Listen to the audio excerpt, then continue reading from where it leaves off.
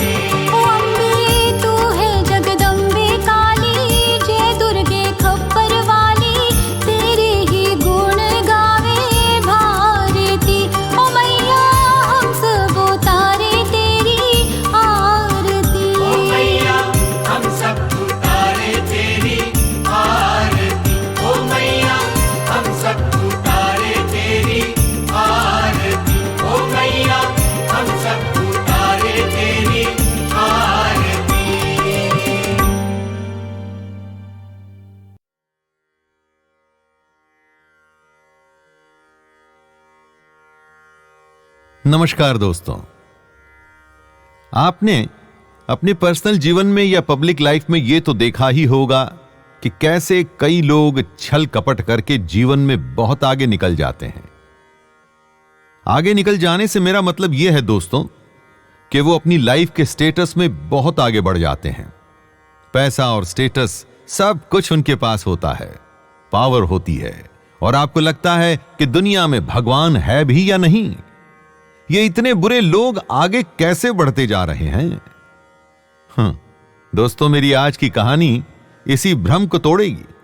भगवान है, उसके न्याय में हो सकता है कि देर लगे, पर ऐसा संभव नहीं कि न्याय ना हो। मैं शैलेंद्र भारती आपको आज शिव पुराण की कथा रुद्र संहिता के 5वें युद्ध खंड से सुना रहा हूं। यह कहानी बड़ी ही अनोखी है दोस्तों। इस कहानी में दैत्य हैं और उनका भेष बदलना भी है। शिव और पार्वती तो हैं ही, और साथ में एक गेंद यानी कि बॉल भी है। जी हां, सही सुना है आपने, गेंद, जिसे कि संस्कृत में कंदुकेन कहते हैं। इस कहानी को सुनने के बाद आपको बड़ी कमाल की मोटिवेशन मिलेगी। आपको पता चलेगा कि कर्मों का हिसाब देर सवेर तो होता ही है। साथ ही साथ यह भी पता चलेगा कि टीम वर्क क्या होता है। और इससे ज्यादा विशेष बात यह होगी कि आपको आज यह भी पता चलेगा इस कहानी के द्वारा कि कंदुकेश्वर शिवलिंग की स्थापना वाराणसी में कैसे हुई। तो आइए इतनी सारी बातों को जानते हैं इस अनूठी कथा के द्वारा। एक बार नारद मुनि दो दैत्य, जिनके नाम थे विदल और उत्पल, उनके समक्ष मां पार्वती के रूप का वर्णन कर रहे थे। दोनों स्वभाव से ही दुराचारी थे। जैसे ही उन्होंने देवी पार्वती के रूप का वर्णन सुना तो उन्होंने अपना लक्ष्य बनाया कि क्यों न हम पार्वती जी का अपहरण करें। यह सोचकर आकाश मार्ग से वे पार्वती जी को ढूंढने निकले। जब वे आकाश मार्ग से जा रहे थे तो उन्होंने देखा कि शिव और पार्वती एक बाग में बैठ करके एक गेंद से खेल रहे हैं। दोस्तों, आप ये सोच रहे होंगे कि शिव और पार्वती और वो भी गेंद से खेल रहे हैं। अरे भाई, ऐसा क्यों नहीं हो सकता? जिन्होंने इस जगत का खेल रचा है, क्या वो अपने निजी मनोरंजन के लिए खेल नहीं सकते? खैर, तो वे दोनों दैत्य आकाश मार्ग से गुजरे। दोनों बड़े ही पावरफुल दैत्य थे, वैसे ही जैसे कि आपकी और हमारी दुनिया के करप्ट लोग होते हैं।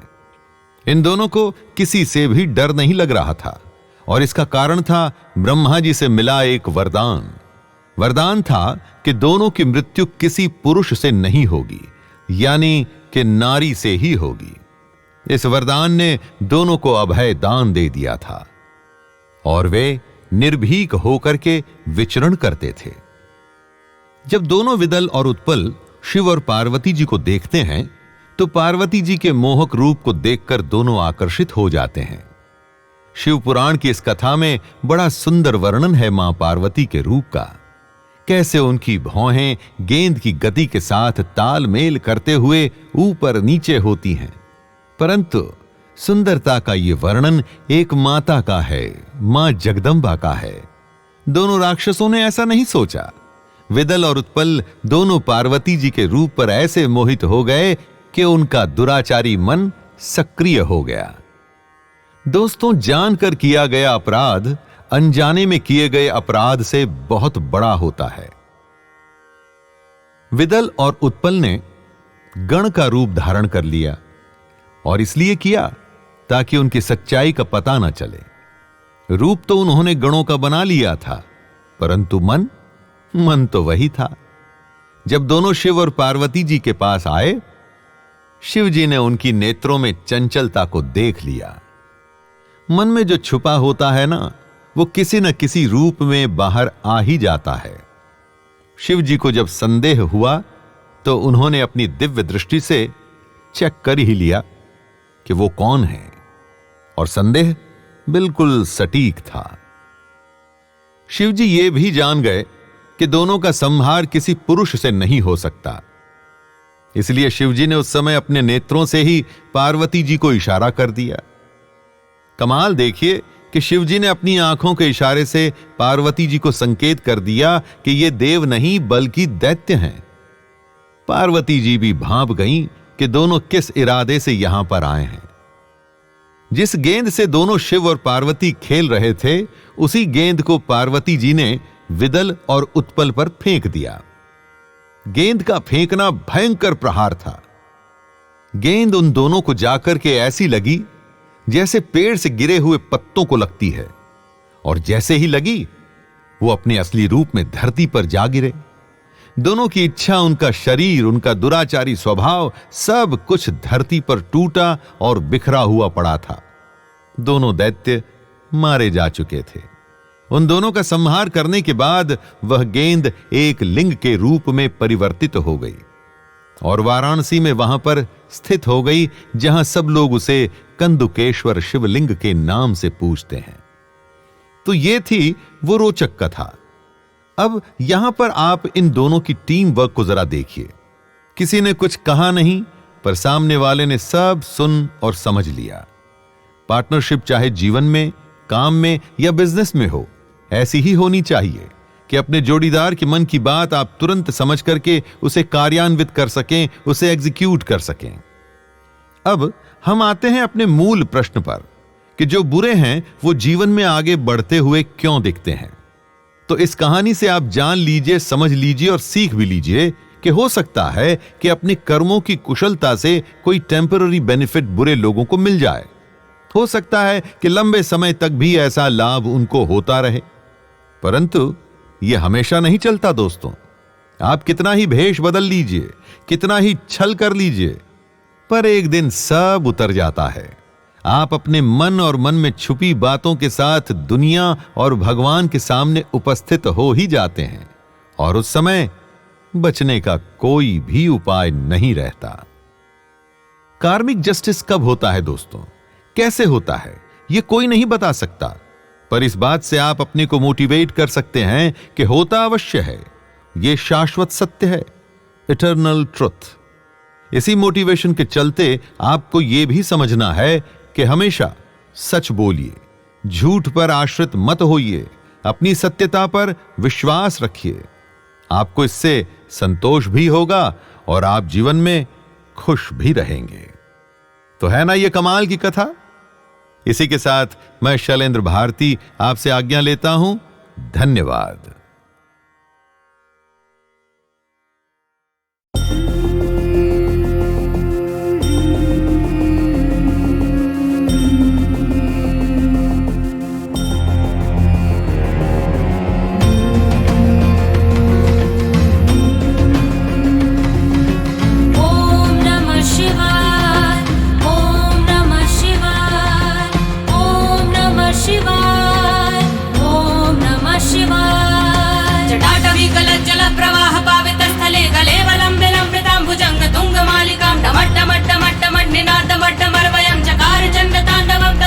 शिवाय शिवम्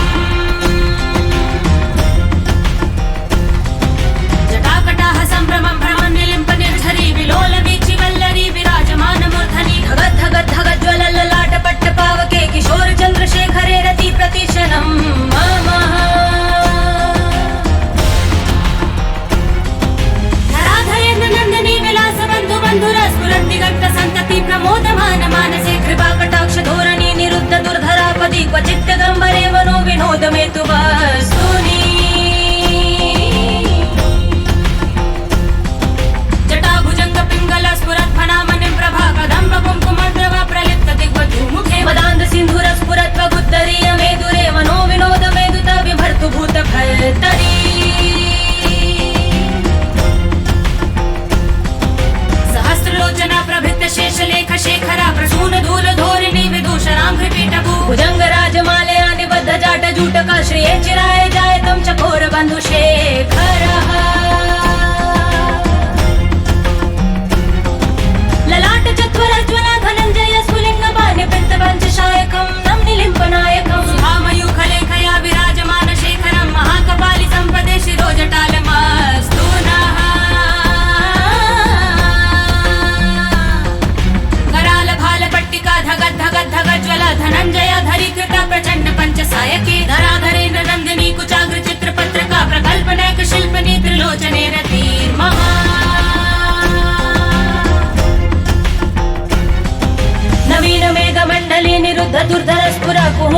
निगनिधम प्रबद्ध बद्ध कंदर निलिम्ब निर्झरीधरस्तु नोतु कीर्ति सिन्धुरा कलानिधान बन्धुरा श्रियं जगन्धुरन्दरः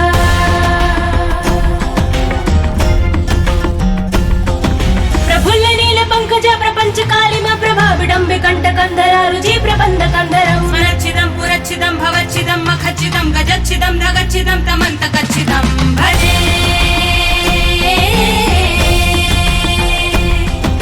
अखर्व सर्व मंगला कला कदम्ब मंजरी रस प्रवाह माधुरी प्रजंगना मधुव्रतम मरांतकं पुरांतकं भवांतकं मखांतकं गजांतकं धकांतकं तमन्तकांतकं भजे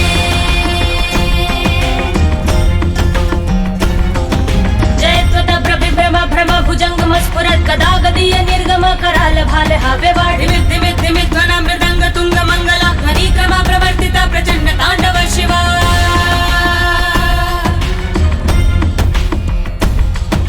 दुसाद चित्त तल्पयो भुजंग मुक्तिकं सजो गरिष्ठ रत्न लोष्टयो सुहृद पक्ष पक्षयो नारविंद चक्षुषो प्रजामहि महेन्द्रयो संप्रवर्तयन् मने कदा सदा शिवं भजे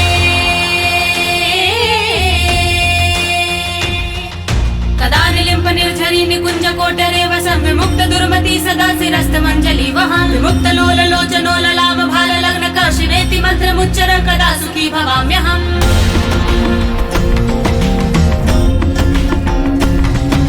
इमं हि नित्यमेव मुक्त मुक्त मोत्तमं स्वतं पठन् स्वरं भुवन्नरो विशुद्धमेति सन्ततम् हरे गुरु सुभक्ति मासु याति नान्यथा गतिं विमोहनं हि देहिनां शुशङ्करस्य चिन्तनम्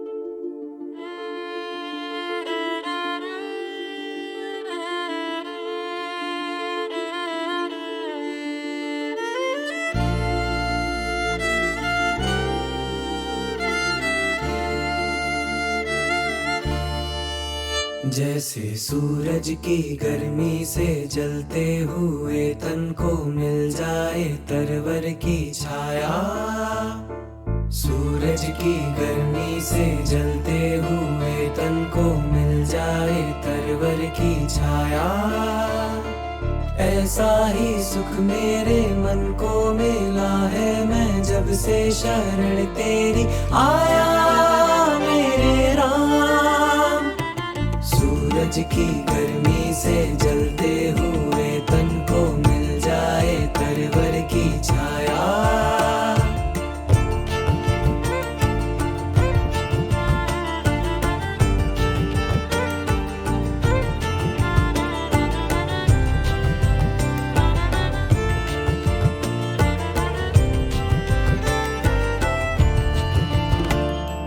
भटका हुआ मेरा मन था कोई मिल ना रहा था सहारा भटका हुआ मेरा मन था कोई मिल ना रहा था सहारा लहरों से लड़ती हुई नाव को लहरों से लड़ती हुई नाव को जैसे मिल ना रहा हो किनारा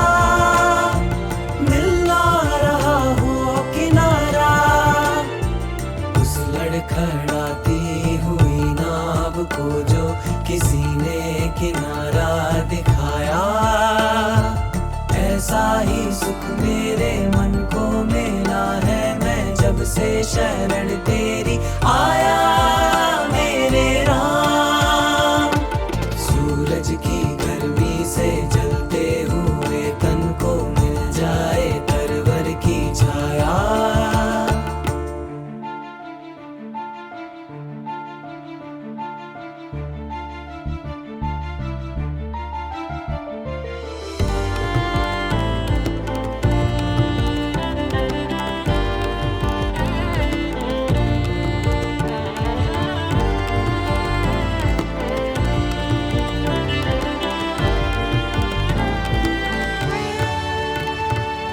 जिस राह की मंजिल तेरा मिलन हो, उस पर कदम मैं बढ़ाऊं। जिस राह की मंजिल तेरा मिलन हो, उस पर कदम मैं बढ़ाऊं। फूलों में खारों में पतझड़ बहारों में, फूलों में खारों में पतझड़ बहारों में, मैं ना कभी डगमगाऊं, मैं ना कभी डगमगाऊं। पानी के प्यासे को तकदीर ने जैसे जी भर के अमृत पिलाया, ऐसा ही सुख मेरे मन को मिला है मैं जब से शरण तेरी आया मेरे राम।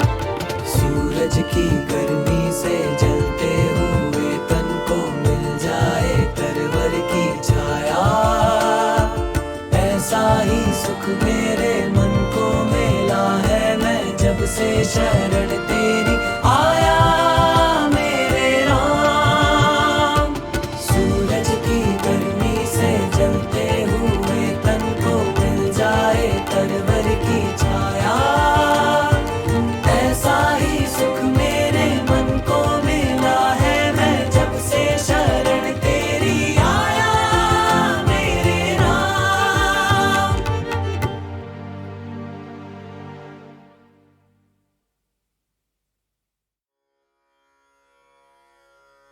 प्रिय दोस्तों, स्वागत है आपका।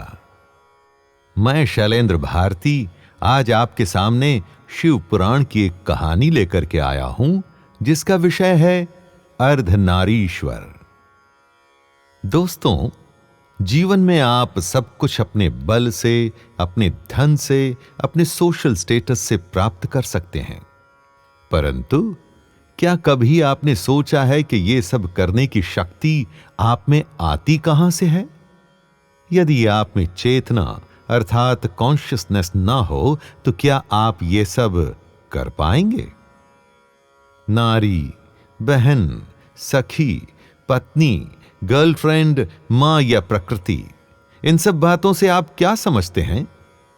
धरती में आप एक बीज को बोते हैं, उसमें खाद और पानी सब कुछ डालते हैं, पर यदि उसमें प्रकृति की शक्ति न हो, क्या वो बीज कभी फल फूल सकता है? भारतीय सनातन सिस्टम में नारी शक्ति को चेतना का प्रतीक माना गया है, इसे प्रकृति कहा गया है। वहीं पुरुष को जड़ माना गया है। आज की भाषा में इसे समझना है तो आप कह सकते हैं कि प्रकृति या चेतना सटल एलिमेंट है, जो जड़ यानी कि ग्रॉस, इसी सटल और ग्रॉस से हमारी ये दुनिया चलती है। इसे ही शास्त्रों में शिव और शक्ति का मिलन बताया गया है।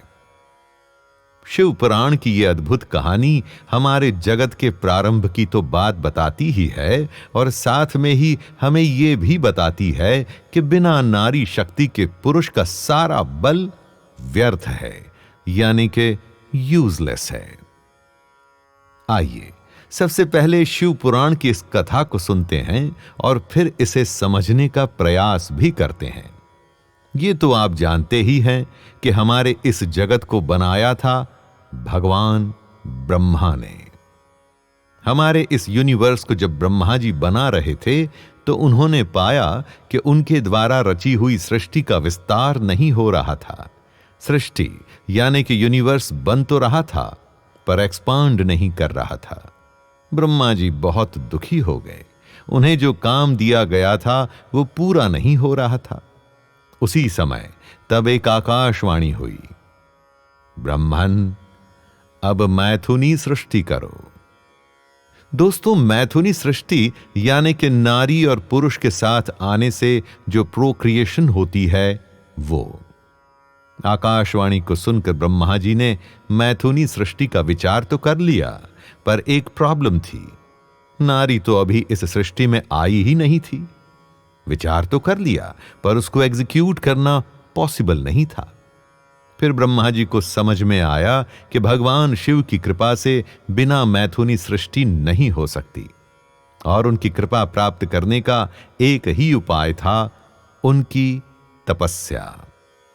बिना समय गंवाए ब्रह्मा जी भगवान शिव की तपस्या में लग गए। तप घोर था। ब्रह्मा के उस तीव्र तप से शिवजी प्रसन्न हो गए। इसी प्रसन्नता के चलते उस समय शिवजी अर्धनारीश्वर रूप में ब्रह्मा के सामने प्रकट हो गए। देवाधिदेव भगवान शिव और उन्हीं का आधा भाग पराशक्ति, दोनों को एक ही शरीर में देखकर ब्रह्मा जी भूमि पर दंडवत होकर लेट गए। उसके बाद फिर से एक भविष्यवाणी हुई। वत्स, मुझे तुम्हारा संपूर्ण मनोरथ पूर्णतया ज्ञात है। इस समय तुमने जो प्रजाओं की वृद्धि के लिए कठोर तप किया है, उससे मैं परम प्रसन्न हूं। मैं तुम्हें तुम्हारा अभिष्ट वर अवश्य प्रदान करूंगा।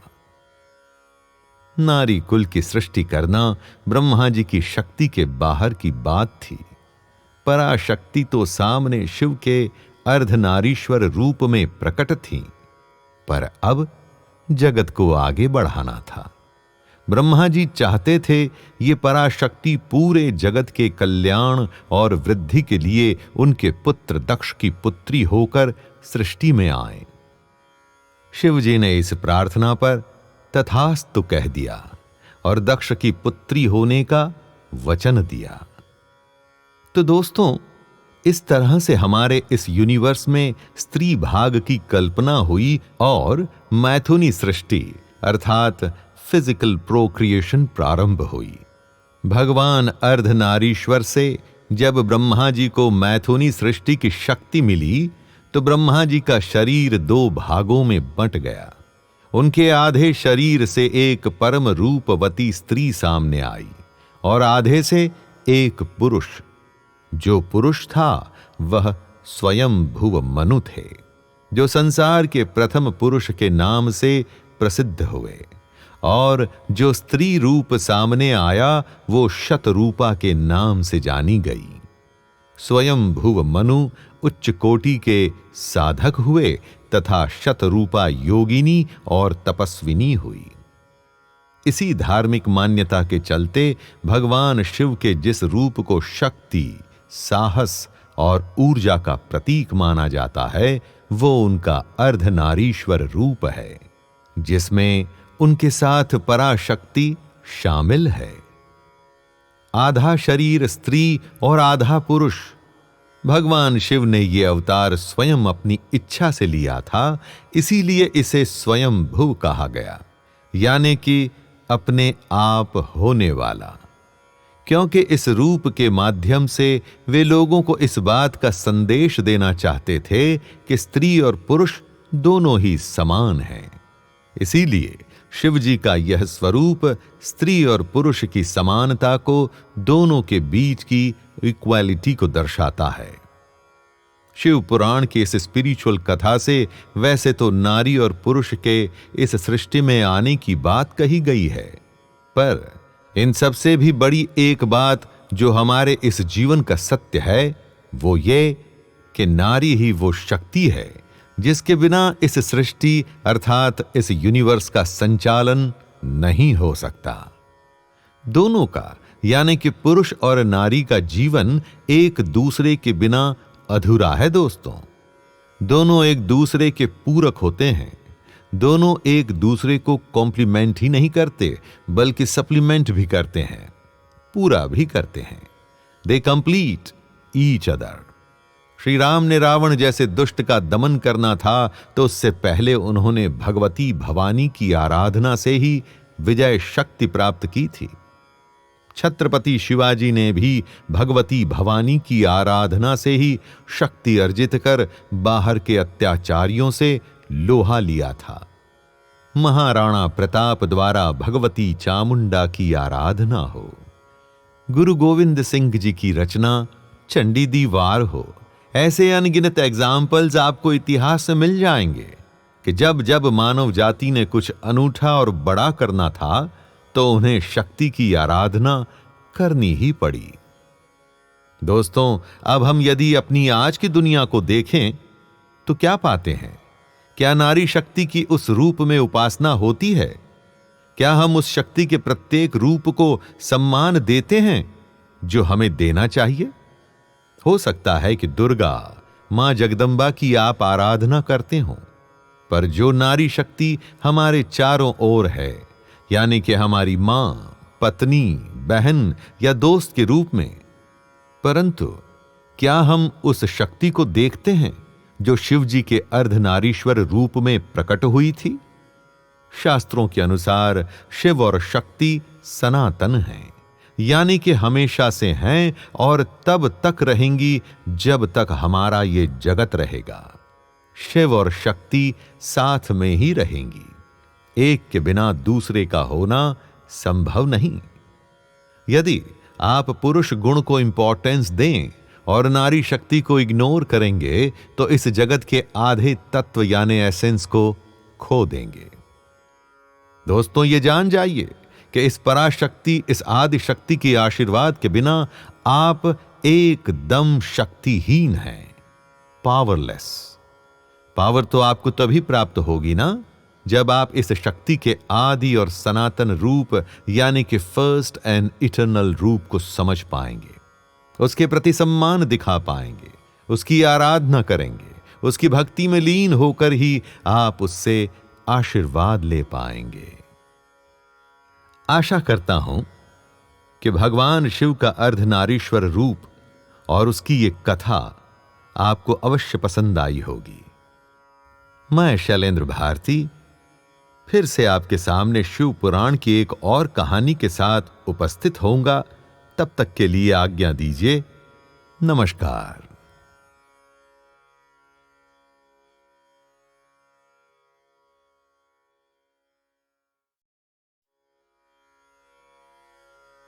प्रिय दोस्तों, स्वागत है आपका।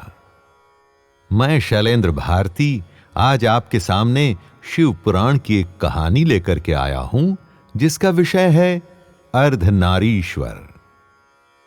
दोस्तों, जीवन में आप सब कुछ अपने बल से, अपने धन से, अपने सोशल स्टेटस से प्राप्त कर सकते हैं, परंतु क्या कभी आपने सोचा है कि यह सब करने की शक्ति आप में आती कहां से है? यदि आप में चेतना अर्थात कॉन्शियसनेस ना हो तो क्या आप ये सब कर पाएंगे? नारी, बहन, सखी, पत्नी, गर्लफ्रेंड, मां या प्रकृति, इन सब बातों से आप क्या समझते हैं? धरती में आप एक बीज को बोते हैं, उसमें खाद और पानी सब कुछ डालते हैं, पर यदि उसमें प्रकृति की शक्ति न हो, क्या वो बीज कभी फल फूल सकता है? भारतीय सनातन सिस्टम में नारी शक्ति को चेतना का प्रतीक माना गया है, इसे प्रकृति कहा गया है। वहीं पुरुष को जड़ माना गया है। आज की भाषा में इसे समझना है तो आप कह सकते हैं कि प्रकृति या चेतना सटल एलिमेंट है, जो जड़ यानी कि ग्रॉस, इसी सटल और ग्रॉस से हमारी ये दुनिया चलती है। इसे ही शास्त्रों में शिव और शक्ति का मिलन बताया गया है। शिव पुराण की यह अद्भुत कहानी हमारे जगत के प्रारंभ की तो बात बताती ही है और साथ में ही हमें यह भी बताती है कि बिना नारी शक्ति के पुरुष का सारा बल व्यर्थ है, यानी कि यूजलेस है। आइए सबसे पहले शिव पुराण की इस कथा को सुनते हैं और फिर इसे समझने का प्रयास भी करते हैं। ये तो आप जानते ही हैं कि हमारे इस जगत को बनाया था भगवान ब्रह्मा ने। हमारे इस यूनिवर्स को जब ब्रह्मा जी बना रहे थे तो उन्होंने पाया कि उनके द्वारा रची हुई सृष्टि का विस्तार नहीं हो रहा था। सृष्टि यानी कि यूनिवर्स बन तो रहा था पर एक्सपांड नहीं कर रहा था। ब्रह्मा जी बहुत दुखी हो गए। उन्हें जो काम दिया गया था वो पूरा नहीं हो रहा था। उसी समय तब एक आकाशवाणी हुई, ब्रह्मन अब मैथुनी सृष्टि करो। दोस्तों, मैथुनी सृष्टि यानी कि नारी और पुरुष के साथ आने से जो प्रोक्रिएशन होती है वो। आकाशवाणी को सुनकर ब्रह्मा जी ने मैथुनी सृष्टि का विचार तो कर लिया, पर एक प्रॉब्लम थी, नारी तो अभी इस सृष्टि में आई ही नहीं थी। विचार तो कर लिया पर उसको एग्जीक्यूट करना पॉसिबल नहीं था। फिर ब्रह्मा जी को समझ में आया कि भगवान शिव की कृपा से बिना मैथुनी सृष्टि नहीं हो सकती और उनकी कृपा प्राप्त करने का एक ही उपाय था, उनकी तपस्या। बिना समय गंवाए ब्रह्मा जी भगवान शिव की तपस्या में लग गए। तप घोर था। ब्रह्मा के उस तीव्र तप से शिवजी प्रसन्न हो गए। इसी प्रसन्नता के चलते उस समय शिवजी अर्धनारीश्वर रूप में ब्रह्मा के सामने प्रकट हो गए। देवाधिदेव भगवान शिव और उन्हीं का आधा भाग पराशक्ति, दोनों को एक ही शरीर में देखकर ब्रह्मा जी भूमि पर दंडवत होकर लेट गए। उसके बाद फिर से एक भविष्यवाणी हुई, वत्स, मुझे तुम्हारा संपूर्ण मनोरथ पूर्णतया ज्ञात है। इस समय तुमने जो प्रजाओं की वृद्धि के लिए कठोर तप किया है, उससे मैं परम प्रसन्न हूं। मैं तुम्हें तुम्हारा अभिष्ट वर अवश्य प्रदान करूंगा। नारी कुल की सृष्टि करना ब्रह्मा जी की शक्ति के बाहर की बात थी। पराशक्ति तो सामने शिव के अर्धनारीश्वर रूप में प्रकट थी, पर अब जगत को आगे बढ़ाना था। ब्रह्मा जी चाहते थे ये पराशक्ति पूरे जगत के कल्याण और वृद्धि के लिए उनके पुत्र दक्ष की पुत्री होकर सृष्टि में आए। शिव जी ने इस प्रार्थना पर तथास्तु कह दिया और दक्ष की पुत्री होने का वचन दिया। तो दोस्तों, इस तरह से हमारे इस यूनिवर्स में स्त्री भाग की कल्पना हुई और मैथुनी सृष्टि अर्थात फिजिकल प्रोक्रिएशन प्रारंभ हुई। भगवान अर्धनारीश्वर से जब ब्रह्मा जी को मैथुनी सृष्टि की शक्ति मिली तो ब्रह्मा जी का शरीर दो भागों में बंट गया। उनके आधे शरीर से एक परम रूपवती स्त्री सामने आई और आधे से एक पुरुष। जो पुरुष था वह स्वयं भुव मनु थे, जो संसार के प्रथम पुरुष के नाम से प्रसिद्ध हुए, और जो स्त्री रूप सामने आया वो शतरूपा के नाम से जानी गई। स्वयं भुव मनु उच्च कोटि के साधक हुए तथा शतरूपा योगिनी और तपस्विनी हुई।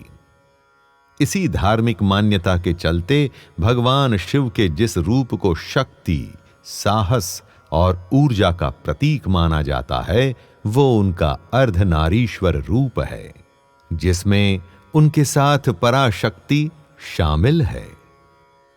आधा शरीर स्त्री और आधा पुरुष। भगवान शिव ने यह अवतार स्वयं अपनी इच्छा से लिया था, इसीलिए इसे स्वयं भुव कहा गया, यानी कि अपने आप होने वाला। क्योंकि इस रूप के माध्यम से वे लोगों को इस बात का संदेश देना चाहते थे कि स्त्री और पुरुष दोनों ही समान हैं। इसीलिए शिव जी का यह स्वरूप स्त्री और पुरुष की समानता को, दोनों के बीच की इक्वालिटी को दर्शाता है। शिव पुराण की इस स्पिरिचुअल कथा से वैसे तो नारी और पुरुष के इस सृष्टि में आने की बात कही गई है, पर इन सबसे भी बड़ी एक बात जो हमारे इस जीवन का सत्य है वो ये कि नारी ही वो शक्ति है जिसके बिना इस सृष्टि अर्थात इस यूनिवर्स का संचालन नहीं हो सकता। दोनों का यानी कि पुरुष और नारी का जीवन एक दूसरे के बिना अधूरा है दोस्तों। दोनों एक दूसरे के पूरक होते हैं। दोनों एक दूसरे को कॉम्प्लीमेंट ही नहीं करते बल्कि सप्लीमेंट भी करते हैं, पूरा भी करते हैं। They complete each other. Shri Ram ने रावण जैसे दुष्ट का दमन करना था तो उससे पहले उन्होंने भगवती भवानी की आराधना से ही विजय शक्ति प्राप्त की थी। छत्रपति शिवाजी ने भी भगवती भवानी की आराधना से ही शक्ति अर्जित कर बाहर के अत्याचारियों से लोहा लिया था। महाराणा प्रताप द्वारा भगवती चामुंडा की आराधना हो, गुरु गोविंद सिंह जी की रचना चंडी दीवार हो, ऐसे अनगिनत एग्जाम्पल्स आपको इतिहास से मिल जाएंगे कि जब जब मानव जाति ने कुछ अनूठा और बड़ा करना था तो उन्हें शक्ति की आराधना करनी ही पड़ी। दोस्तों, अब हम यदि अपनी आज की दुनिया को देखें तो क्या पाते हैं? क्या नारी शक्ति की उस रूप में उपासना होती है? क्या हम उस शक्ति के प्रत्येक रूप को सम्मान देते हैं जो हमें देना चाहिए? हो सकता है कि दुर्गा, मां जगदंबा की आप आराधना करते हो, पर जो नारी शक्ति हमारे चारों ओर है, यानी कि हमारी मां, पत्नी, बहन या दोस्त के रूप में, परंतु क्या हम उस शक्ति को देखते हैं जो शिव जी के अर्धनारीश्वर रूप में प्रकट हुई थी? शास्त्रों के अनुसार शिव और शक्ति सनातन हैं, यानी कि हमेशा से हैं और तब तक रहेंगी जब तक हमारा ये जगत रहेगा। शिव और शक्ति साथ में ही रहेंगी, एक के बिना दूसरे का होना संभव नहीं। यदि आप पुरुष गुण को इंपॉर्टेंस दें और नारी शक्ति को इग्नोर करेंगे तो इस जगत के आधे तत्व यानी एसेंस को खो देंगे। दोस्तों, ये जान जाइए कि इस पराशक्ति, इस आदि शक्ति के आशीर्वाद के बिना आप एकदम शक्तिहीन हैं, पावरलेस। पावर तो आपको तभी प्राप्त होगी ना जब आप इस शक्ति के आदि और सनातन रूप यानी कि फर्स्ट एंड इटर्नल रूप को समझ पाएंगे, उसके प्रति सम्मान दिखा पाएंगे, उसकी आराधना करेंगे, उसकी भक्ति में लीन होकर ही आप उससे आशीर्वाद ले पाएंगे। आशा करता हूं कि भगवान शिव का अर्धनारीश्वर रूप और उसकी ये कथा आपको अवश्य पसंद आई होगी। मैं शैलेंद्र भारती फिर से आपके सामने शिव पुराण की एक और कहानी के साथ उपस्थित होऊंगा। तब तक के लिए आज्ञा दीजिए। नमस्कार।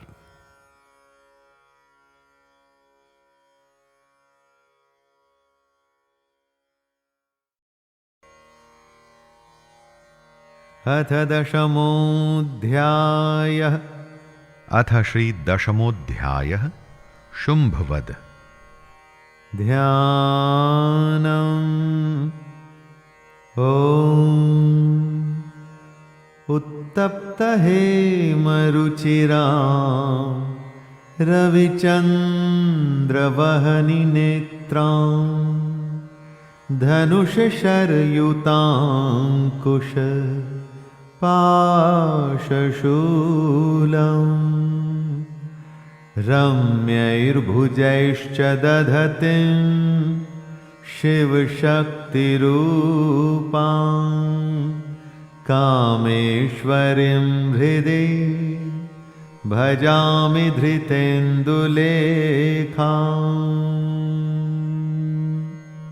मैं मस्तक पर अर्धचंद्र धारण करने वाली शिव शक्ति स्वरूपा भगवती कामेश्वरी का हृदय में चिंतन करता हूं। वे तपाए हुए सुवर्ण के समान सुंदर हैं। सूर्य, चंद्रमा और अग्नि, ये ही तीन उनके नेत्र हैं तथा वे अपने मनोहर हाथों में धनुष बाण, अंकुश, पाश और शूल धारण किए हुए हैं। ओम ऋषिरुवाच। ऋषि कहते हैं, निशुंभं निहतं दृष्ट्वा भ्रातरं प्राणसंमितं हन्यमानं बलं चैव शुंभः क्रुद्धो ब्रवीद्वचः। राजन, अपने प्राणों के समान प्यारे भाई निशुंभ को मारा गया देख तथा सारी सेना का संहार होता जान शुंभ ने कुपित होकर कहा, बलावलिपा दुष्टित्वं मां दुर्गे गर्वमावह अन्यासां बलमाश्रित्य युध्यसे याति मानिनी। दुष्ट दुर्गे, तू बल के अभिमान में आकर झूठ मूठ का घमंड न दिखा। तू बड़ी मानिनी बनी हुई है, किंतु दूसरी स्त्रियों के बल का सहारा लेकर लड़ती है। देव्युवाच देवी बोली, एकैवाहं जगत्यत्र द्वितीया का ममा परा पश्यैता दुष्टमय्येव विश्यन्त्यो मद्विभूतयः। ओ दुष्ट, मैं अकेली ही हूं। इस संसार में मेरे सिवा दूसरी कौन है? देख, ये मेरी ही विभूतियां हैं, अतः मुझ में ही प्रवेश कर रही हैं। ततः समास्तस्ता देव्यो ब्रह्माणि प्रमुखालयम् तस्या देव्यास्तनौ जगमुः एकैवासीत् तदाम्बिका। तदनंतर ब्रह्माणी आदि समस्त देवियां अंबिका देवी के शरीर में लीन हो गईं। उस समय केवल अंबिका देवी ही रह गईं। देव्युवाच देवी बोली, अहं विभूत्या बहुभिरिह रूपैर्यदा स्थिता तत्संहृतं मयैक्यैव तिष्ठाम्याजौ स्थिरो भव। मैं अपनी ऐश्वर्य शक्ति से अनेक रूपों में यहां उपस्थित हुई थी। उन सब रूपों को मैंने समेट लिया। अब अकेली ही युद्ध में खड़ी हूं। तुम भी स्थिर हो जाओ। ऋषिरुवाच ऋषि कहते हैं, ततः प्रववृते युद्धं देव्याः शुम्भस्य चोभयोः पश्यतां सर्वदेवानाम् असुराणां च दारुणम्।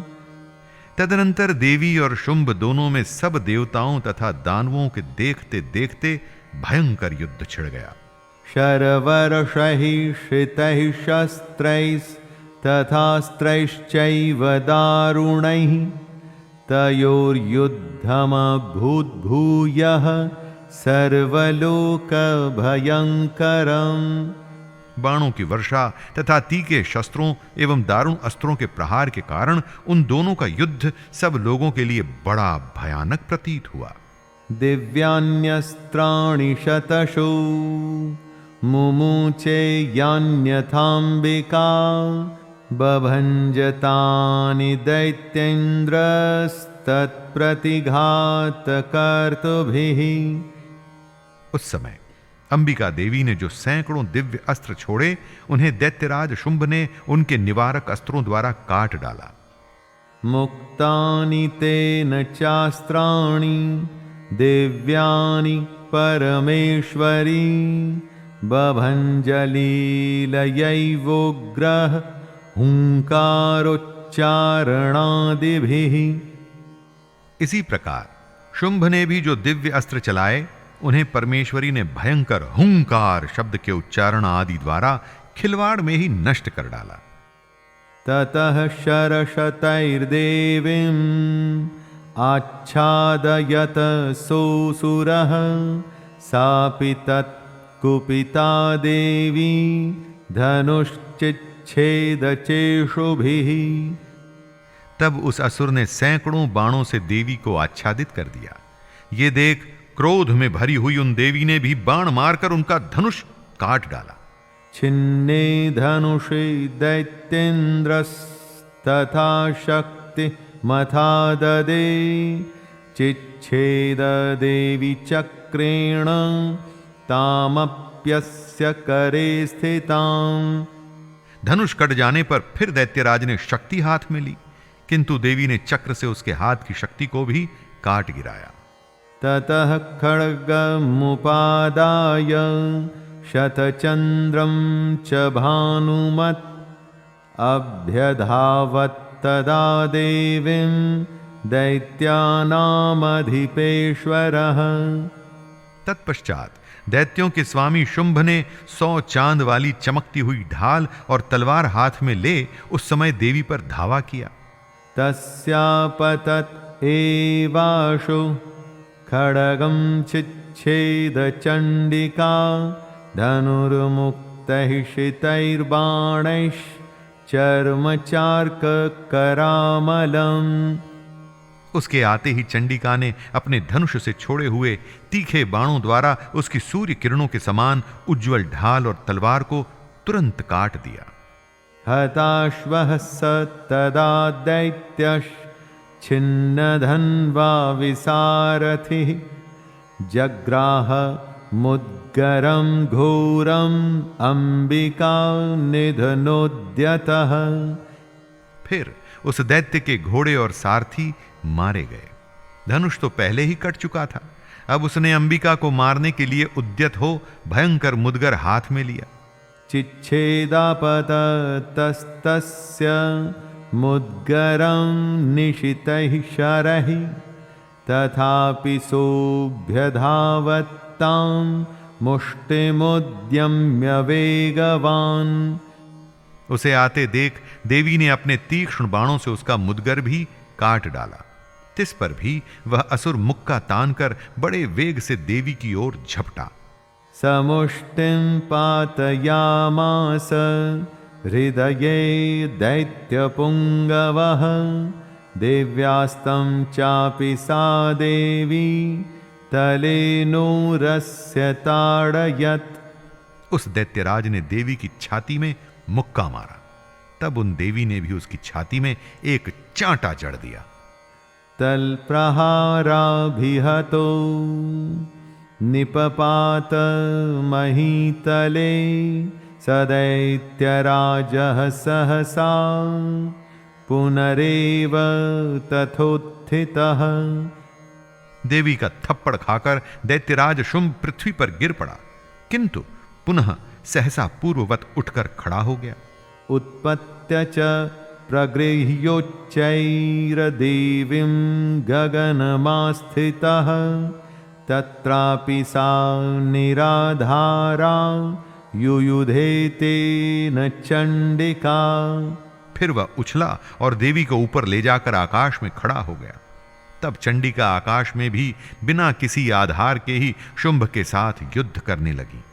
नियुद्धं खे तदा दैत्यश्च चंडिका च परस्परं चक्रतुः प्रथमं सिद्धं मुनिविस्मयकारकम्।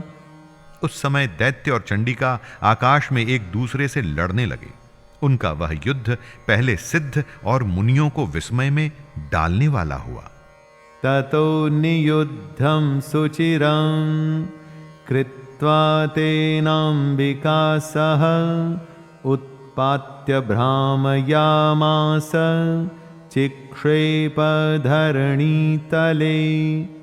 फिर अंबिका ने शुंभ के साथ बहुत देर तक युद्ध करने के पश्चात उसे उठाकर घुमाया और पृथ्वी पर पटक दिया। सक्षिप्तो धरणिं प्राप्य मुष्टिमुद्यम्य वेगितः अभ्यधावत दुष्टात्मा चंडिका निधनेच्छया। पटके जाने पर पृथ्वी पर आने के बाद वह दुष्टात्मा दैत्य पुनः चंडिका का वध करने के लिए उनकी ओर बड़े वेग से दौड़ा। तमायांतं ततो देवी सर्वदैत्य जनेश्वरं जगत्यां पातयामास भित्त्वा शूलेन वक्षसि। तब समस्त दैत्यों के राजा शुंभ को अपनी ओर आते देख देवी ने त्रिशूल से उसकी छाती छेद कर उसे पृथ्वी पर गिरा दिया। सगतासुः पपातोर्व्यां देवी शूलाग्रविक्षतः चालयन् सकलां पृथिवीं साब्धिद्वीपां सपर्वताम्।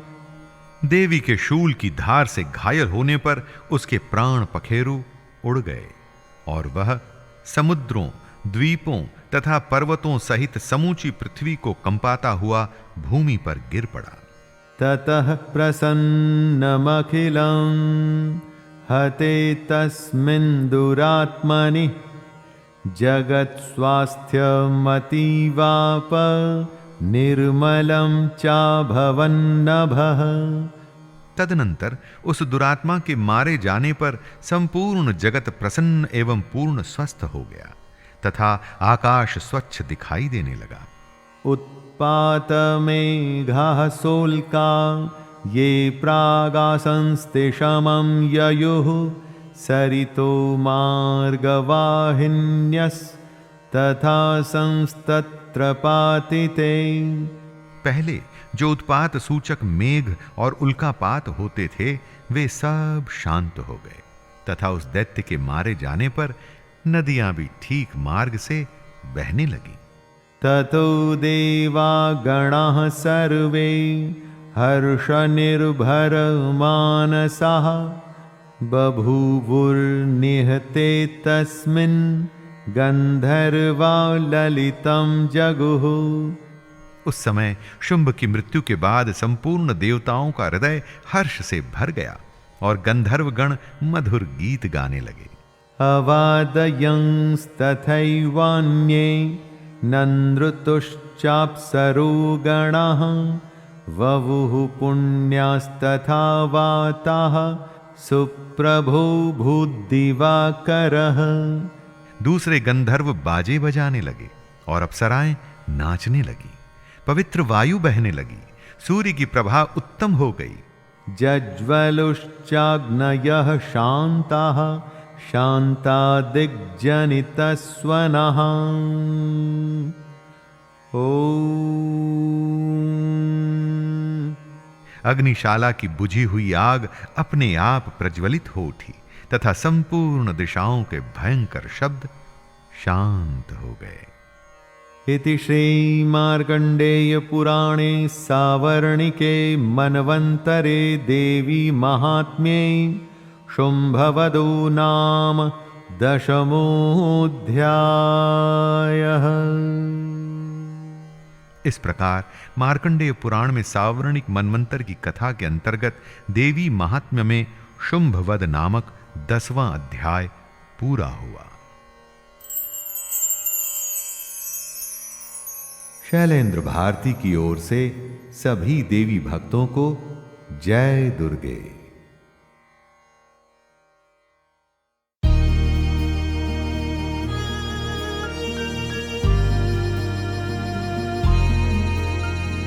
वक्रतुण्ड महाकाय सूर्यकोटि समप्रभ निर्विघ्नं कुरु मे देव सर्वकार्येषु सर्वदा। वक्रतुण्ड महाकाय सूर्यकोटि समप्रभ निर्विघ्नं कुरु मे देव सर्वकार्येषु सर्वदा।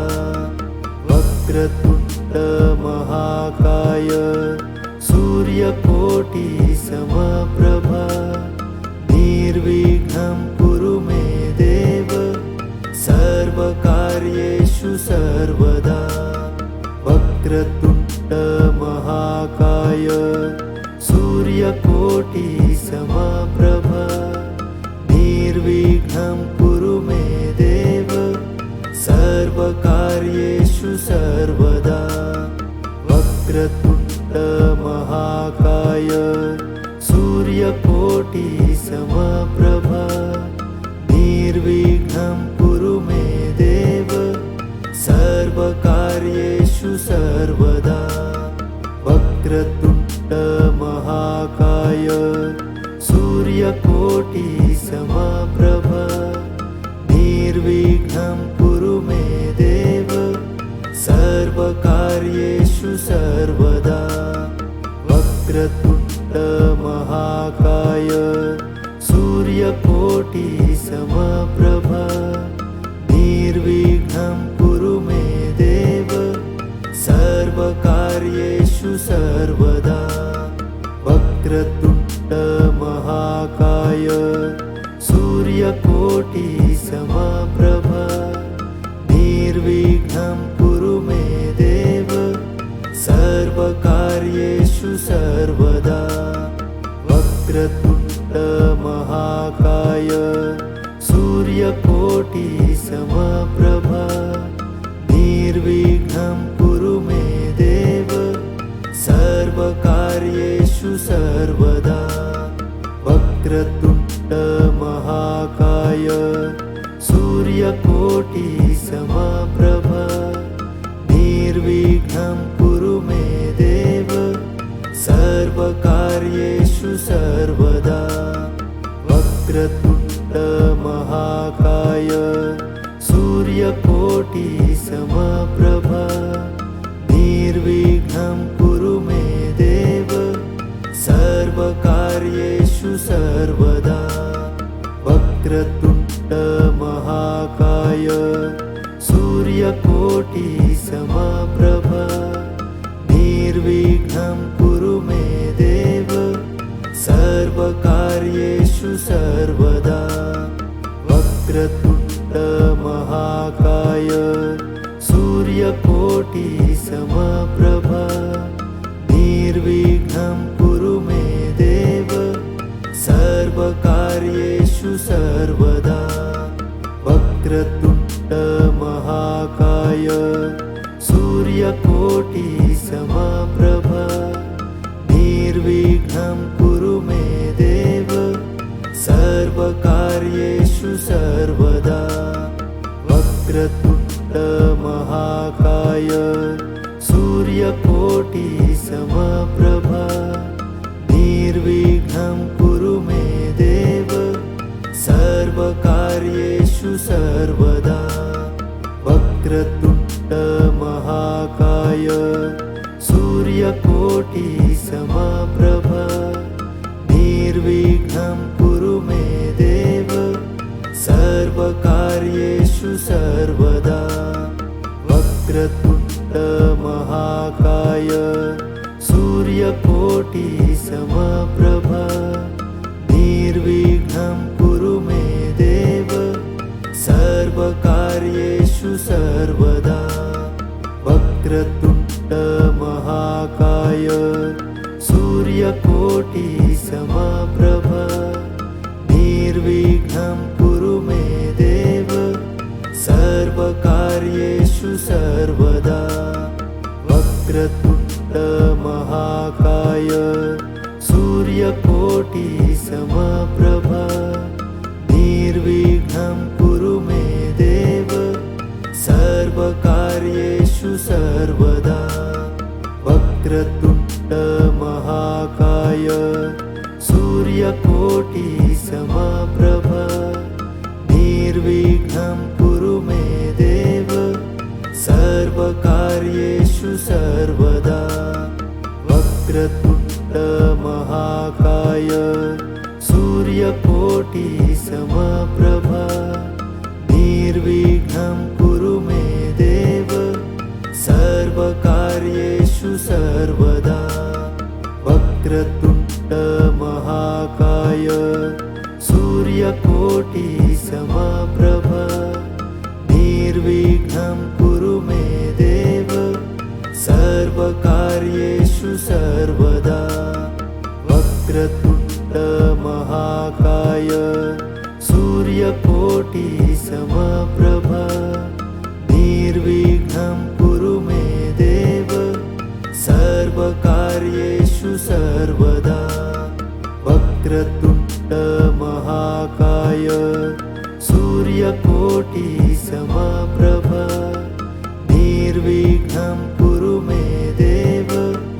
सर्वकार्येषु सर्वदा वक्रतुण्ड महाकाय सूर्यकोटि समप्रभ निर्विघ्नं कुरु मे देव सर्वकार्येषु सर्वदा वक्रतुण्ड महाकाय सूर्यकोटि समप्रभ निर्विघ्नं कुरु मे देव सर्वकार्येषु सर्वदा वक्रतुण्ड महाकाय सूर्यकोटि समप्रभ निर्विघ्नं कुरु मे देव सर्वकार्येषु सर्वदा वक्रतुण्ड महाकाय सूर्यकोटि समप्रभ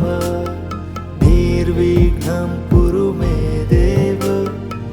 सर्वकार्येषु सर्वदा वक्रतुण्ड महाकाय सूर्यकोटि समप्रभ निर्विघ्नं कुरु मे देव सर्वकार्येषु सर्वदा वक्रतुण्ड महाकाय सूर्यकोटि समप्रभ निर्विघ्नं कुरु मे देव सर्वकार्येषु सर्वदा वक्रतुण्ड महाकाय सूर्यकोटि समप्रभ निर्विघ्नं कुरु मे देव सर्वकार्येषु सर्वदा वक्रतुण्ड महाकाय सूर्यकोटि समप्रभ निर्विघ्नं कुरु मे देव सर्वकार्येषु सर्वदा वक्रतुण्ड महाकाय सूर्यकोटि समप्रभ निर्विघ्नं कुरु मे देव सर्वकार्येषु सर्वदा वक्रतुण्ड महाकाय सूर्यकोटि समप्रभ निर्विघ्नं कुरु मे देव सर्वकार्येषु सर्वदा वक्रतुण्ड महाकाय सूर्यकोटि समप्रभ निर्विघ्नं कुरु मे देव सर्वकार्येषु सर्वदा वक्रतुण्ड महाकाय सूर्यकोटि समप्रभ निर्विघ्नं कुरु मे देव सर्वकार्येषु सर्वदा। दातव्यमिति यद्दानं दीयतेनुपकारिणे देशे काले च पात्रे च तद्दानं सात्विकं स्मृतं। दान की परिभाषा को कृष्ण समझा रहे हैं। दान देना एक कर्तव्य है। जब जहां पर जिस वस्तु का अभाव हो उसी वस्तु द्वारा प्राणियों की सेवा करने को ही दान कहा जाता है। जिसको जिस वस्तु की जरूरत है अगर उसे वो देंगे तभी तो उसका भला होगा। भूखे, अनाथ, दुखी, रोगी, असमर्थ और भिक्षुक को अन्न, वस्त्र और औषधि दी जानी चाहिए। इरादा जरूरतमंद की जरूरत पूरा करने का होना चाहिए दोस्तों। जब ऐसा होता है तो वो दान सात्विक कहलाया जाता है। सात्विक दान करते हुए उपकार की भावना, जैसे कि मैंने इतना बड़ा काम कर दिया, ऐसा भाव नहीं होना चाहिए।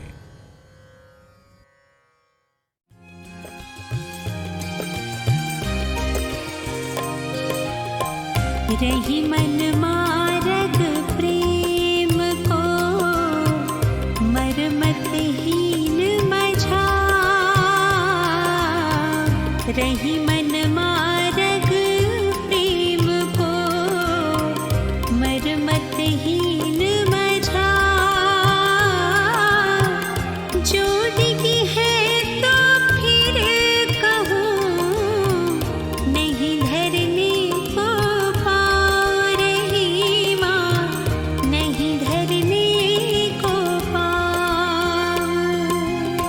रही मन मारग प्रेम को मरमतहीन मझा।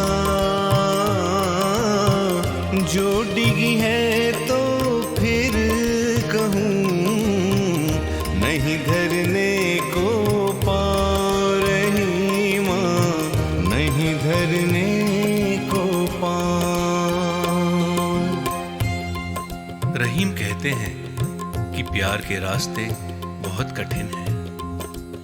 इसमें एक तरफ गड्ढे हैं तो दूसरी तरफ खाई। बिना सोचे समझे प्यार की राह पर चलने वाला अगर एक बार भी रास्ते से भटकता है तो उसको कहीं कोई सहारा नहीं मिलता। इसीलिए प्रेम सच्चे मन से सोच समझ कर ही करना चाहिए। यज्ञे तपसि दाने च स्थितिः सदिति चोच्यते कर्म चैव तदर्थीयं सदित्यवाभिधीयते। जब परमात्मा सबसे बड़ा सच है तो उसको प्राप्त करने के लिए जो काम किए जाते हैं, उत्तम कार्य, वो भी सच ही हुए ना। यानी कि यज्ञ, तप और दान में जो स्थिति होती है उसे भी सत्य ही कहा जाता है। यज्ञ, तप और दान ऐसे कार्य हैं जो परमात्मा तक आपको ले जाने का काम करते हैं। इसीलिए उनसे होने वाली स्थिति सत्य होती है।